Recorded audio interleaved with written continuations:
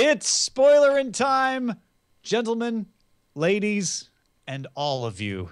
I'm Tom Merritt. Brian Brushwood is here to spoil you, Brian. Well, I mean, I'm here to spoil your face. I'm sort of like the guy that shows up at the 12-year-old birthday party and just kicks over tails, and you're like, well, now the party's ruined. You've spoiled I thought you meant spoil their face like with creams and lotions and pampering. No, not me. I'm kicking over tables and I'm ruining Candyland.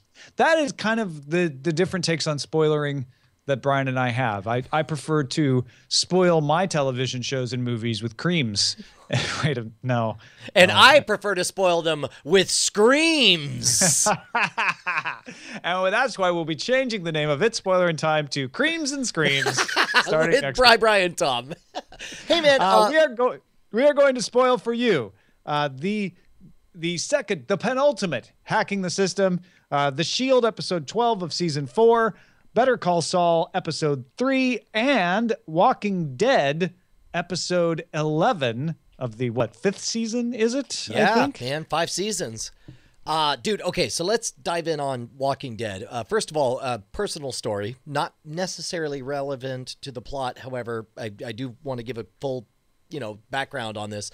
For the show, I have to wait. And this is the weird part. I have cable, but my package does not involve AMC, so I have to wait till the next morning, and I'm okay with that, and that's fine. It's part of my ritual to watch it Monday morning. But freaking they have a link to it, but you look at the comments on Amazon and it's like, what's up with no audio, blah blah blah, and it's like, and then they yanked it and it's not available, and if you it just suggests that you buy the whole season and you don't get to see it. And then so finally I go to Twitter. I was like, dude, it's been 3 hours, I can't see this, what's going on? People are like, try iTunes. So I go to iTunes and I have to install iTunes on this laptop, and then it's like, hey, why don't you authorize this computer? And it's like, you can't authorize this computer, you have to deauthorize all your computers. It was a DRM nightmare, and the whole time I'm thinking, it was a good hour of my wasted time. The entire time I'm thinking, could get it for free right now, thepiratebay.sx or whatever. And it's like... Yeah, because, I mean, once you're in the iTunes universe, it's easy. Once you're in the Voodoo universe, it's easy. Or if Amazon hadn't messed up, you'd be watching it, right? That's the key to it right there. Is like, folks, look, okay, every once in a while, a show will have a technical difficulty like it does on Amazon. I've run into that before. That's understandable.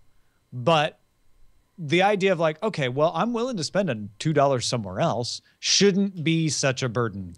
It shouldn't make it more appealing to go not spend the money. It was miserable. This was a huge setback for somebody who's been a proselytizer of the cord cutting experiment. It was rough, and it made me mad, and it made me understand why people go pirates and why people insist on sticking with cable. But regardless, we're not justifying piracy when we say that. We're not even saying that like this is the hardest thing that's ever happened to someone. Oh, no. This is not about that. This is about like, hey, folks, if you wonder why your business model isn't working, it's because thousands and millions of people like Brian don't think about it as much as Brian and just go, that's too much trouble. I'll just go get it on BitTorrent. Right.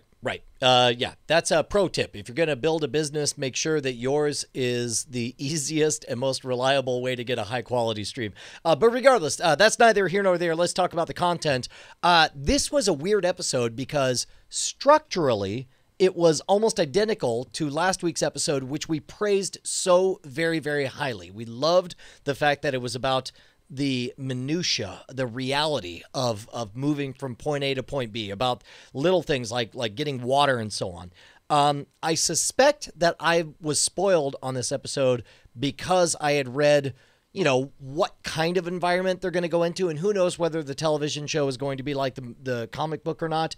But certainly I got a loose idea for what they're going into. So as a result, this whole mistrust, spending an hour where essentially the only thing we got out of it was Rick doesn't trust outsiders anymore, was frustrating because and even I've read the comic books, but I've also watched The Walking Dead the entire way through, so I know that they don't always follow the comic books. And so they were sowing seeds of doubt in me about like, well, maybe these are going to be like Sanctuary people, right? And it was very clear that what we were supposed to think is like, remember Sanctuary told us it was safe to come.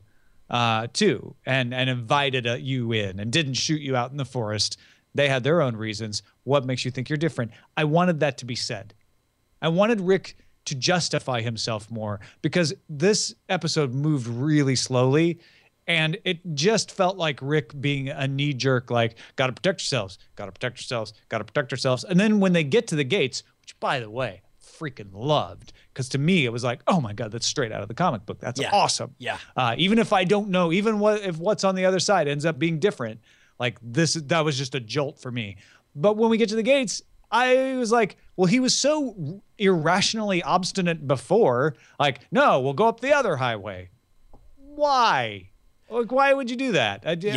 I needed him, not because I couldn't figure it out on myself, but I needed insight into why Rick was thinking what he was thinking, and they didn't give it to me. Now, I'm not saying I want him to give me exposition, but just give me the line where he says, you know, we went to another city that didn't kill us in the forest and invited it in. That didn't turn out well, right? That's all you got to say. And I'm like, oh, okay, now I'm in his mind. He's thinking about sanctuary. Well, there's a good logical reason for his suspicion. That's the whole purpose of storytelling, is that you are supposed to put us, and it's clear, and you could make the case like, well, Rick's not the main character or whatever, but it's clear that he is meant to be the vessel that we experience this world through, right? In which case, it's your job to make us as mistrustful as Rick is. Make us understand Rick's mistrust. Throw a few lines in there reminding us of the bad decisions that have happened before because he trusted people. Reminding Maggie and Michonne, right? I mean, Maggie and Michonne are doing their job as characters. They're opposing him, saying, come on, I think we can trust this guy. And that's a valid response.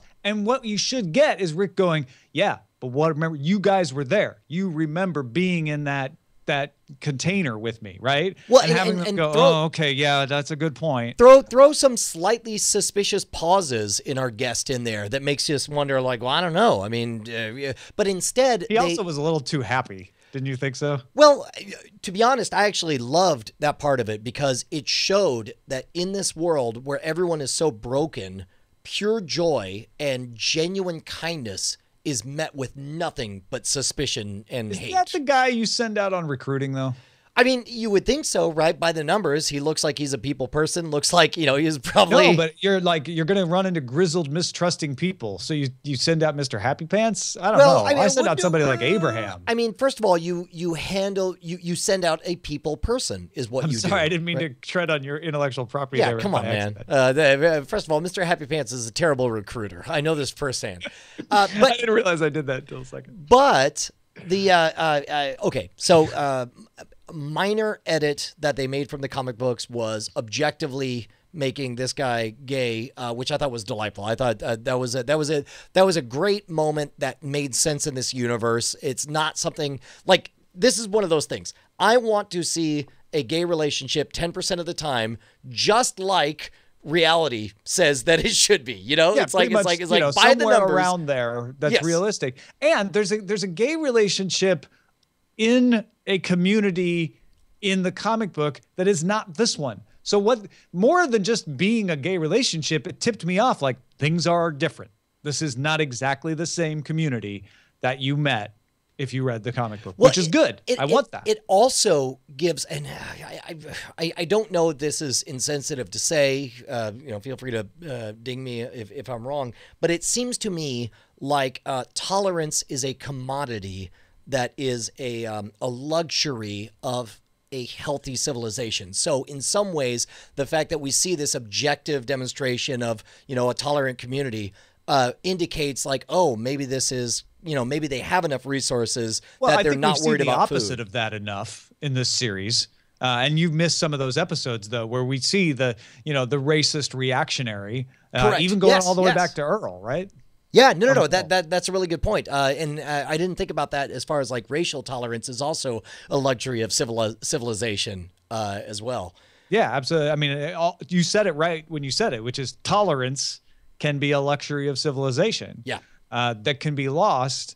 It isn't guaranteed to be lost in all people, but it can be lost by some people in this situation. And I like the idea that the fact that these guys seem happy and well-adjusted bodes that this is a stable community. Well, and patient as well. Like that's, I utterly adore that even as he's reunited with his lover, they come in and his first reaction to Rick is like, oh, hello there. You know, like just as friendly as can be. He's sitting there with a broken ankle, like, oh, welcome to my shelter as I recuperate. And I don't know. Pardon me if I don't get up. Yeah, yes, exactly. And it is like totally understand why you would feel like the world's out to get you. If I were in your position, I'd be in the same way. I don't know. I thought it was great. I think this felt like a 20-minute episode that got stretched into 40. And maybe it's the kind of episode that if I were binging watching and I was watching like all of these episodes, you would in not a row, mind it at all. I wouldn't blink an eye at this episode because I'd just be like, "Yep, powering me through. What's next? Give me the next one." Well, and again, it's like drama is made from the gaps in between the violence or the surprises, and we're coming up on 2 weeks of waiting, you know, of recuperating, of getting essentially nothing so that we can have big moments again. And that's the way, it's the right way for them to write. It's just, you know, in this moment, I'm like, okay, I feel like I've caught my breath. I feel like there's some stabilization. I'm ready to see everything flipped upside down again. And so kudos for them for doing the difficult thing. I do wish that they just made Rick a little more understandable in his irrationality. Well, this season and the last half of the last season, they did a great job of showing us the struggle on the road, showing them never being comfortable, never being settled. And a part of the reason that succeeded was a change in the way they told the stories. Part of the reason that succeeded is because when you're settled, it's harder to get the controversy. It's harder to get the conflict and those central elements. And that was a problem in the prison and the governor seasons. So this is a very important point in the story. If they're about to enter those gates, how is that story told inside there? And what bodes this community? By the way, is it going to be a good community? Is it going to be the community we who read the comic books expect?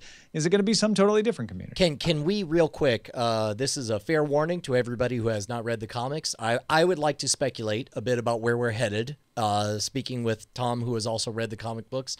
So feel free to skip ahead. Let's not take more than 3 or 4 minutes.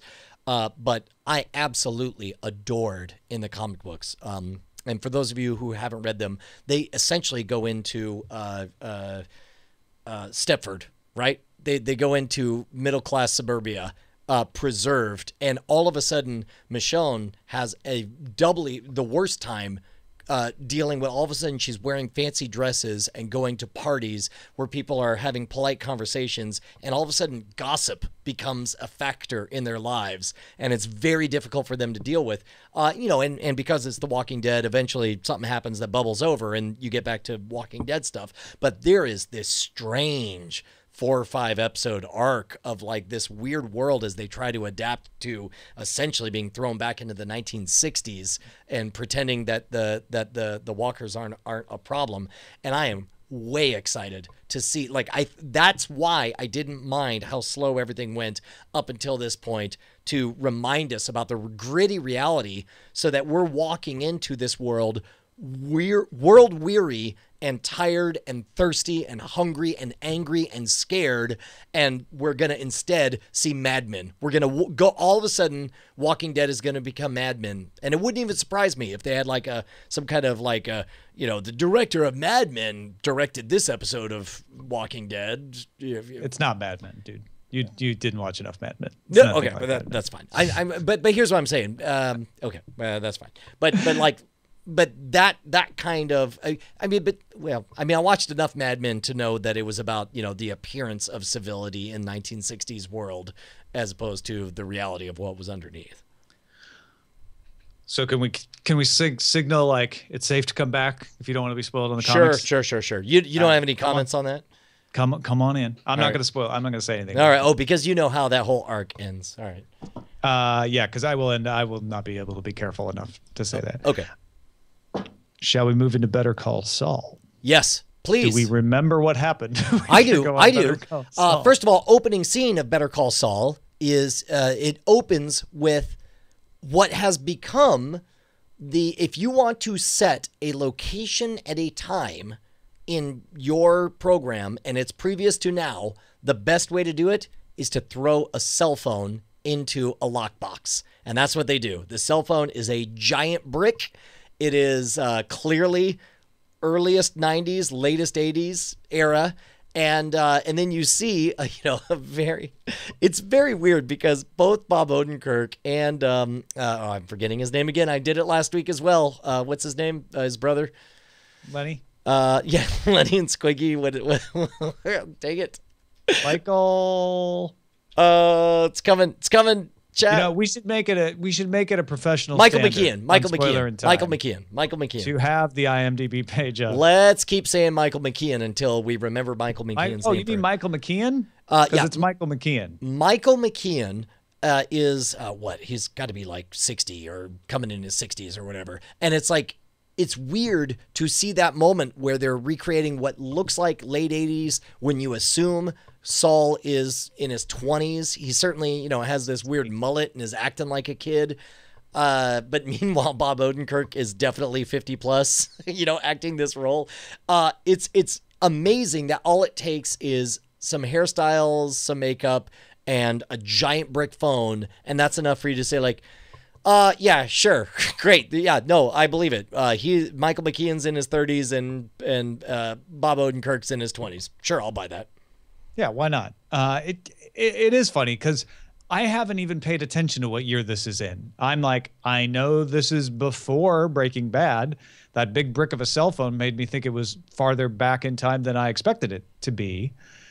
But it's back there, right? Yeah. And we got him away from Tuco, which is where we had been left off, right? Yep. So he negotiated again. We have him now trying to figure out how to get away from what's the character from Orphan Black's name in the show? Michael Mondo. It's Nacho in the show. Nacho. Yeah. Trying to get away from Nacho and not being able to get away from Nacho, partly through his own fault, right? Well, he causes the situation that causes Nacho to get caught for doing something different than what Nacho is being suspected of. Correct. And Nacho rightly calls him out. Like, I told one dude my plan, and then all of a sudden the cops got me. Also, by the way, I'm the wrong guy. And I was thrilled that they were a little bit smarter about setting up the whole camping thing, because I thought, they very deliberately have this conversation outside of the house in front of the boat sitting there at the house. And I thought, oh, yeah, no, they're all in the boat. They're hiding in the boat and they're going to blah, blah, blah. And I was thrilled that they weren't in the boat. And instead, he had that amazing moment where, and let's face it, not the most brilliant strategy on the planet for Jimmy to go walking out into the woods by himself and go on a hike without any equipment and then stumble across and then just offer himself in there. And there's all kinds of trouble that may come from that confrontation. But it definitely, what we're seeing 3 episodes in is we got the first 3 or 4 strands that are going to become this spider web. We've got the tentpole kind of lies and schemes that are going to cause the next cover-ups, then blah, blah, blah. And before you know, we're going to have this amazing web, and it's going to be every bit as good and as fun as Breaking Bad. It's breaking sideways, right? It's so brilliant. They're still doing Breaking Bad. They're taking a character who wants to be good, and they're putting him in a situation that he can't escape from. It's a different motivation than Walter White had. A different personality type and almost an opposite personality type. Walter White craved that power. I don't think Saul craves that power. Well, and I guess that's the thing. However, Walter White, I feel like you saw the character that was inside Walter White the entire time. You saw someone disenfranchised become powerful and give the chance to be the person he always was. I feel like Saul is a different story. This is the story of somebody who was genuinely weak and discovers strength within him. And then, and from that comes power. And by the way, one of the things I've talked about in the Weird Things podcast, and I believe we talked about this before, is it could be that the Saul Goodman that we see by the time Breaking Bad comes around is a on the decline, past his prime version of Saul Goodman. Yeah, we talked about that last time, and I love that theory. Absolutely, you know, and you know, but regardless, like I'm 100% in. I also, just a minor touch, going back to finding them in the tent. I love the way they have him come up to the tent, and you hear the singing in the tent, they're having a great time, and then you open the tent, and it's only the parents that are even pretending to have a good time. Oh, dude, the kids desperately want to go away. They were not singing. They were not enjoying themselves. And it was so brilliant because you're like, oh, really? So the happy family is in the tent having a happy time? And then it's like, oh, no, this is not a happy family at all. Yeah. Which makes more sense. Dude, it's amazing. Yeah. Very much enjoying it. I am also enjoying this little show called The Shield, and I'm one episode away from the finale of season 4. I believe I see how they're going to get rid of Captain Rawlings, Glenn Close's character. This is the one where Vic Mackey tracks down the Russian involved in the cop killers and accidentally explodes him. Wait, accidentally explodes him? Yeah, what was the... Yeah, accidentally. Basically, he says, hey, Shane, hook that up to make it look real so that because these guys can tell when it's not real. And then he's going to use that to say, we're going to blow up your friend. And then the friend rocks his chair and try actually to get away. Sets it off. And they start yelling, stop doing that, stop doing that. And he sets off the C4. Yeah, that's right. Wow. So what's your theory right now as we come to the end of season 4, one of the most contentious seasons of The Shield? Like, what's your theory as far as everything wrapping up? Okay, so we got Antoine involved in the murdered cops. We got Aceveda blackmailed by the man who raped him, which causes him to get the DEA to intervene, thus giving Antoine a deal, thus ruining the plan of Captain Rawlings and Vic Mackey to be able to nail Antoine and connect him to the death of the cops without implicating the seizure program. And all of Rawlings' tenure has been predicated on this. I'm going to make the seizure program work. It's going to fund Farmington Station, and I'm going to win the community over by showing that it's only going to be the bad guys that suffer. And basically, Aceveda just pulled the rug out from under her. So she is not going to have that weapon anymore. And she has said previously, if you take the seizures away, I will quit. So I'm pretty sure that's what's going to happen. I mean, don't blink, don't say anything. But yeah, that's where I'm going with this. Good episode with Antoine's brother having like the kind of the stand-up guy who was just doing a favor for his half brother who helped him out. Good episode for Wagenbach, who is getting, he's starting to try to stand up for himself, gets in a fight with the guy that'll end up being on Homeland in the future. And also throwing it down to Vic's ex-wife. Like, look, I made a mistake, but that doesn't mean I'm a bad guy. So if you want to change your mind, the Wags is ready when you are. Vic's ex-wife is a fascinating story. And as you can imagine, she's obviously not the subject of the show, but we continue to see her for seasons to come. And where she ends up is a fascinating place to wrap my mind around. And I guess that's as much as I could say about that, unfortunately. But I know what you can say a lot more about.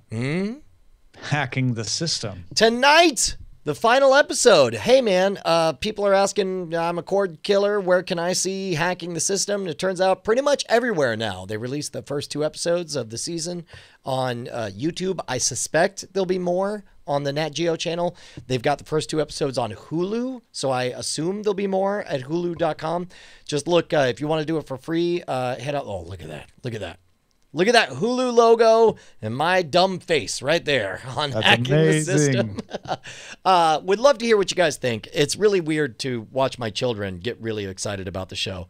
They're all like, well, I want to watch your show. But then they don't ask me about it. They're like, I just want to watch it. Dad, would you get away, Dad? We just want to watch this show about this version of you that does awesome hacking stuff. Tonight, though, is the last episode. Well, what was the premiere last week? Oh, it was the Outdoors episode. Oh, right. Yeah, no, that was a good one. I've done some of that kind of training before, and I noticed that you immediately criticized Saul for trekking off out into the wilderness alone. Oh, dude, I'll tell you what, man. When you do a whole episode, when you actually spend 2 days out in the California wilderness and then think like New Mexico wilderness is way less forgiving. My favorite thing about the outdoor episode is that whole scene with the confrontation with the rattlesnake. It is amazing, and there's so many stories that eventually I'll be able to tell about the rattlesnake handler that made that possible. It's amazing, and I hope everyone. I heard you talking about how real your reactions to that rattlesnake were. Well, you could tell, because like that's the part where the delivery gets really sloppy, is where I'm breathless and I'm whispering, which none of which is great delivery, but all of which was 100% real with my genuine terror from the rattlesnake that I was looking at, and hearing the stories of, do you know 1 in 20 people struck by a rattlesnake dies of it even today? Like 1 in 20, really? I didn't realize it was that much. Yeah, well, and that's what I asked. And I was that's like, one of those Nat Geo vetted facts, I assume. Yes. Well, it's also the thing the guy definitely told me shortly before he set I don't want to say, I guess I can't say what the name of the rattlesnake was. He was like, this one's called S-Head because she's real pissed off all the time. That was like the nickname of the rattlesnake. Yeah. No, it was amazing. That's fantastic. So hacking the system, what's the topic for tonight's show? Tonight's show is going to be, the new one will be the saving money episode, where it's like over the course of the entire episode, we do like, I think over like $100,000 of money saving tips over your lifetime combined. And then there'll be a replay, and I believe they're going to do some kind of like a marathon coming up. But definitely, for those of you guys who enjoy the show, make sure to use hashtag hacking the system and just say what you think of the show. That would mean a lot to us. Yeah, do that. Watch it, and then save a lot of money and use it to support Cordkillers. Oh, dude, yeah, no doubt. Cordkillers. I'm sorry, Patreon.com/Cordkillers. Thanks, everybody, for watching. We'll talk to you soon. You got it.